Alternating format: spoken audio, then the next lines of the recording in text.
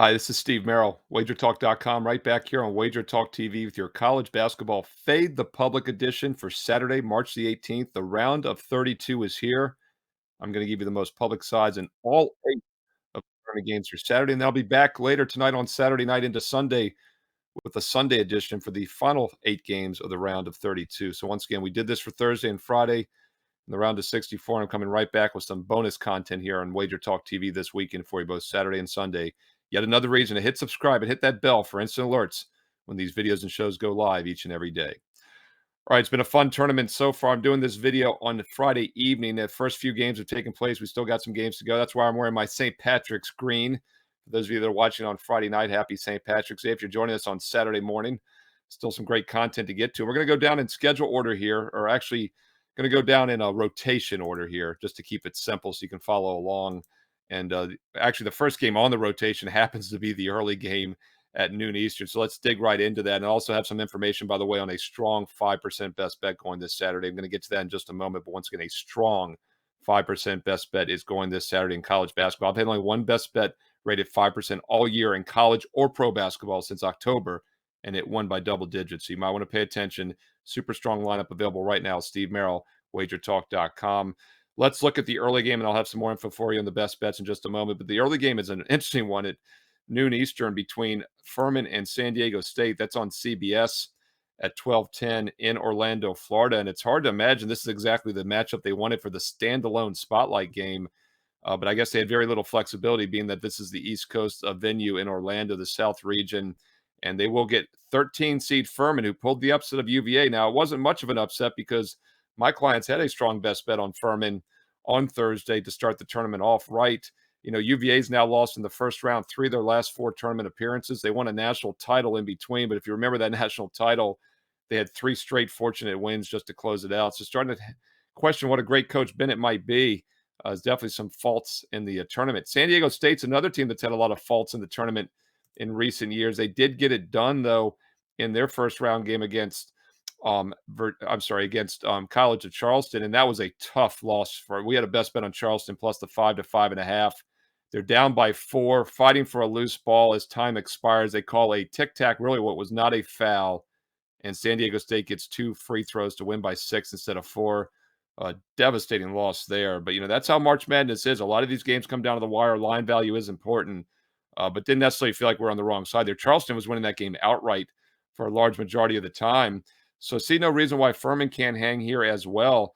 This is a very good offensive team. One of the reasons I like Furman against Virginia is that they're much more efficient. In fact, they're the 33rd most efficient offense in the country going into that Virginia game. And that could get San Diego State some trouble. San Diego State at times is not the most efficient offense team. In fact, Virginia, I believe, was like 77th. San Diego State is 73rd. So it's almost a very similar situation and matchup that we saw on Thursday when Furman upset Virginia. As far as the public sentiment in this game, and once again, the public data, it's never going to be as strong for college hoops as it is for the NFL. But March Madness, we do see some public money come in, and the public looks like they're leaning towards Furman here a little bit, pretty neutral in some other spots. But this is what we see when teams pull upsets on Thursday and Friday. The public usually likes to start backing them, so we do get a lot of public dogs on Saturday and Sunday. A little bit of a public lean towards Furman, but once again, it's a similar matchup, and they just beat UVA. We'll see if they can do it again at noon Eastern on Saturday against San Diego State.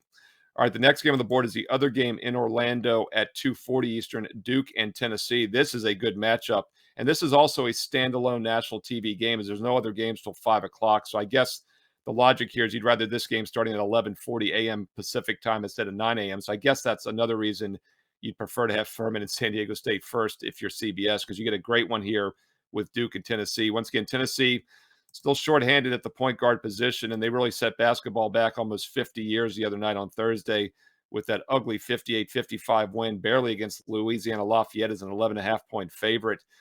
Tennessee has to get it done with defense. There's no secret about that. They're the second most efficient defense in the country out of 363 teams.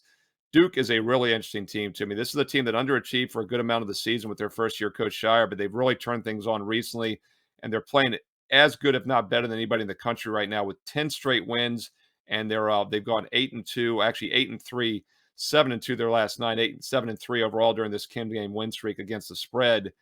So really dangerous team here, and that's why we see them as a favorite. They're actually a 3.5-point favorite over the higher-ranked Tennessee Volunteers, who are the 4 seed.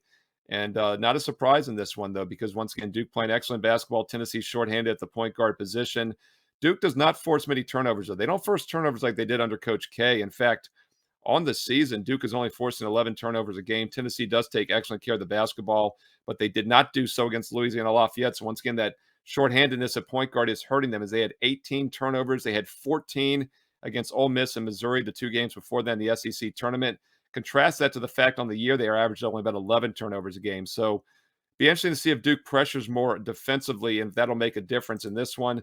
As far as the public sentiment, Duke is looking pretty public in this game from what I've seen. In fact, they're one of the most public plays on Saturday in college basketball, and that's another reason we've seen this line go from 2.5 up to 3.5. But it's understandable. Duke blew out Oral Roberts, who a lot of people, including myself, thought could have been a live dog in that game. And meanwhile, Tennessee barely gets by. That's how it works. And Duke is looking like the most public play on Saturday in college hoops. All right, you got 6 more games on the evening card. I'm going to get to those in a moment, including a strong 5% best bet for my clients right now at WagerTalk.com. Once again, I've only had one play in basketball, college and pro combined, all season that's been rated 5%, and it won by double digits. This is the second time all season I've had a 5% basketball best bet, so you better take it serious, and you don't want to miss it. It goes on the Saturday card, and it's available right now at WagerTalk.com. Now, once again, the single play itself is 35, right? One day all access is 39, which is a great deal. That gets all my 4% best bets as well. But an even better value is a 7-day all sports, all access pass. Now, you can do 7 college, 7 NBA, or do the all sports for 7 days. No matter which option you choose, use promo code BRACKET25 for an instant $25 discount on any 7-day pass. Once again, 7 days of college, pro, or the combo. Select the 7-day all access, college, or pro. Any 7-day pass, use promo code BRACKET25 at checkout. You get an instant $25 discount. And of course, if you do the college or the all access, you're getting that strong 5% best bet as well. Basically getting it for free. It's 35, so why not get that instant $25 discount with promo code BRACKET25? It's available right now. Steve Merril, WagerTalk.com. All right, let's look at these evening games here as we get into the evening card at 5 o'clock Eastern on CBS as well. We're going to Des Moines, Iowa. For the West region, we have Arkansas, the 8 seed, against Kansas, the 1 seed. Kansas looking pretty public in this game so far from the numbers I'm looking at here. Once again, Duke, the most public favorite probably on Saturday. Kansas Jayhawks are going to probably be a close second. So once again, Duke and Kansas are looking pretty darn public on Saturday, which isn't a surprise because once again, the Jayhawks rolled in their first round game on Thursday. And a lot of people aren't believing in Arkansas as well. Arkansas, they'll look pretty good against Illinois. 10-point win is a small favorite. And it's interesting. We talked about this the other night. Arkansas, the last 2 years, have been a 3 and 4 seed. They've been one of the least liked teams in the tournament based on public sentiment. This year, they're a lower seed, obviously, around that 8 range. Kansas took care of a weaker Howard team. They are also coming off the 20-point blowout loss against Texas, so it was a focused spot. We'll see if Kansas can stay focused here. This should be a high-scoring game, though. I look for the tempo to be pretty fast by Arkansas. They're not going to want to get into a slow-down half-court game against a bigger Kansas squad. And Arkansas did play fast this year, but they have really good defense. So Kansas could be tested a bit. These are 2 very efficient defensive teams, but I think the pace will be fast, and that's the key to totals. So we'll keep an eye on this over-under and see where it settles. As we head into Friday evening, it's actually come down a bit from 145 to 144. Kansas only a 3.5-point favorite, so you can see why the public is so heavy on Kansas laying a short number against an 8-seed Arkansas. But once again, Arkansas, a good defensive dog here. We'll see if they can keep it close at 5 Eastern. All right, the next game on Saturday is at 6 o'clock Eastern on TNT. We've got Princeton and Missouri. Princeton, the Cinderella story so far this tournament. They win outright as a 15-point underdog against Arizona, who was considered one of the 5 or 6 best teams in the country. That is no longer the case. Arizona has now fallen to number 11 in the Ken Pom rankings. Princeton gets it done. And what was impressive about the Princeton win on Thursday night is that they didn't even shoot the ball that well from 3. You know, normally when you see one of these monster upsets, especially in college hoops, the NCAA tournament, it's because normally one team is just lights out from 3-point range. But that wasn't really the case. And Princeton gets what is somewhat of a winnable game here against Missouri, obviously, as a 7 seed. I mean, Missouri is not one of the powerhouse teams remaining. And now Princeton goes from being a 15-point dog in their upset win of Arizona is only a 6.5-point dog against Missouri. So we'll see if they can keep the magic going this weekend here. Public thinks so here. Public is on Princeton, and once again, not a surprise because when these teams pull upsets like this, they usually get some public sentiment. Some places I see neutral, other spots I see a little bit of a lean towards Princeton, and that's another one of the reasons this line has dropped from 7 down to 6.5. Total has also dropped from 151 down to 149.5. We'll see if the Princeton Tigers can keep it going against a Missouri team that took care of Utah State. I actually liked Utah State in that game. Missouri won outright as a dog. Now they're a slight favorite. So it's an interesting situation for both teams. Uh, the odds makers did not think either team would be in this round, and now one of them will be in the Sweet 16. All right, let's keep moving down the Saturday evening card. We'll go to 7 o'clock Eastern with 9 seed Auburn against number 1 seed Houston. Houston's battling some injuries. On Friday, it did come out that Sasser and other guys in Stroud are supposed to play. We'll see if that's the case. The betting markets obviously have thought these guys are banged up still because line open 7 was bet down to 5, 5.5 on Friday afternoon. Total has gone from 131 up to 132. Houston was basically my pick to win the national title along with a couple other teams. I honestly thought Houston and Alabama were the two best teams coming in. They're probably on a collision course for the finals, but did not like what I saw, obviously, from Houston on Thursday night. I was not involved in that game, minus the 18, but it was never close. I mean, they were actually in jeopardy of losing at times to a bad Northern Kentucky team. They both did pull away to win by 11 eventually, but not a good showing. And, of course, had a bad showing before that in the 10-point loss to Memphis in the conference title game the weekend before. Auburn, meanwhile, a solid win against Iowa. They were up big in that game early, ended up winning by 8. And we'll see if they can keep that momentum going into this game on Saturday night. As far as the public consensus in this game, I have seen some leans towards Auburn as the public dog, which once again is not surprising because Houston did not look good. Auburn did. Once again, the public is on Auburn in this game. But as we see on the NFL videos, the public is not always wrong. Use this as a filter, just part of your handicapping process. I would actually probably think Auburn has a good chance of keeping this close. And the line move from 7 down to 5.5 was also some sharp money along with that public money as well.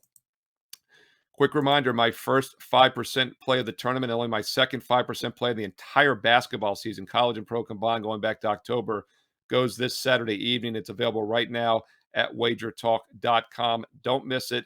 A rare and powerful 5% best bet for Saturday college basketball. Steve Merril, WagerTalk.com.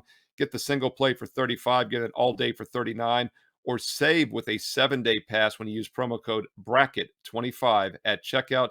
Any 7-day NBA, college, or all sports 7-day pass. Instant $25 discount at checkout with promo code BRACKET25. All right, let's keep moving here at 7:45 Eastern on CBS. We've got the 10-seed Penn State against the 2-seed Texas, also in Iowa.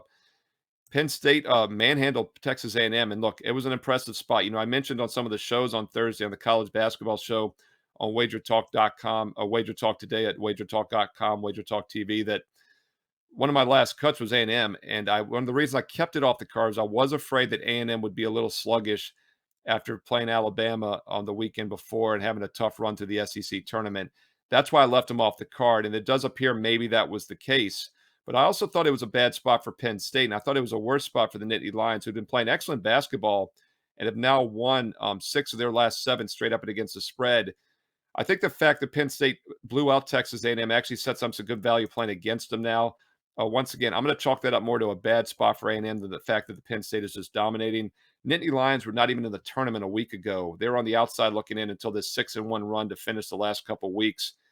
They're playing on borrowed time. They went from being on the outside a week and a half ago to being a 10 seed. Texas, meanwhile, coasted to an easy win against Colgate. And they have also been playing excellent basketball. 5 straight wins, 6 straight covers. So in battle of 2 of the hottest point spread teams in the nation, I'd prefer to have the better team, Texas, who's now number 5 in the KenPom rankings. They're actually the 5th best team in the country, according to KenPom. Really good on both ends of the court. They're one of only 4 teams in college basketball that's top 20, both offense and defensive efficiency. So let's look at where the public is on this game. Public leaning a little bit towards Texas, even though Penn State looked really good. So did Texas. A little bit of a light lean towards the Texas Longhorns, but nothing crazy. Pretty neutral from the public in this game on Saturday.